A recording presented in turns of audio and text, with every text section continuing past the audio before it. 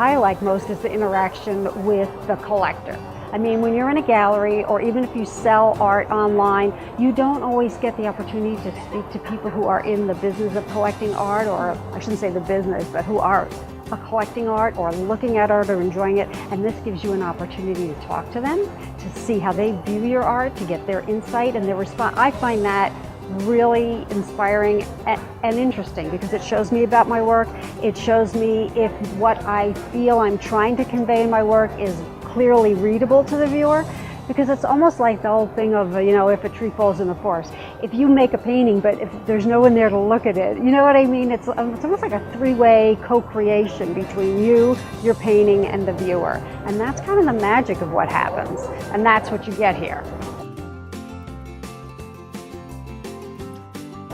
You know, I've always loved horses since I was very young. People say, how did you decide? But I didn't decide on horses. I think they decided on me, and I didn't have them, so I had to draw them, to create them, to be around them. But there was something in their energy, in their beauty, in their love of life, in their willingness, in their companionship. They're very, very family-oriented animals. All these things inspire me for a feeling of joyfulness about life, and that's what I feel like I want to put out into the world, because most of my collectors have nothing to do with horses, and they're not really, my work is not necessarily designed for the horse person.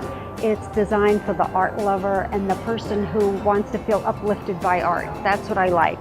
They look at a piece, it grabs them on some level, no matter what words we might use. We don't know what the reason is, but they're excited and they want it, and that's what art is, and that's what I feel, that's what keeps me going with what I do, you know, and that's what, and for some reason for me, horses say all that, so they're the perfect muse for me.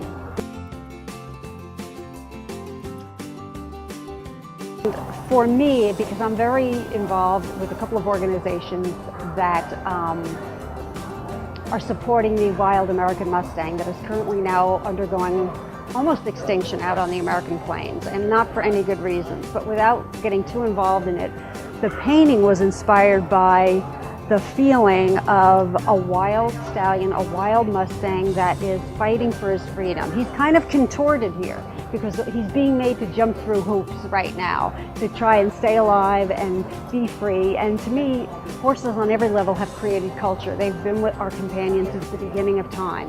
And the American Mustang is truly an icon of the Western spirit, the American spirit, that wildness, that freedom, that even entrepreneurial spirit.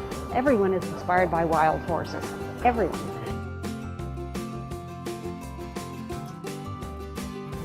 There's something for everybody here. I would say that if they are looking for art, no matter what style, what color, what budget, they can find it here. Separate from that, this embodies an experience of creativity and watching creativity at work and how it manifests through different people's talents. And for that alone, it's worth a visit and a walkthrough. And I think a lot of people do come to see what it's about and actually become consistent visitors, whether they purchase or not, because the experience is so strong.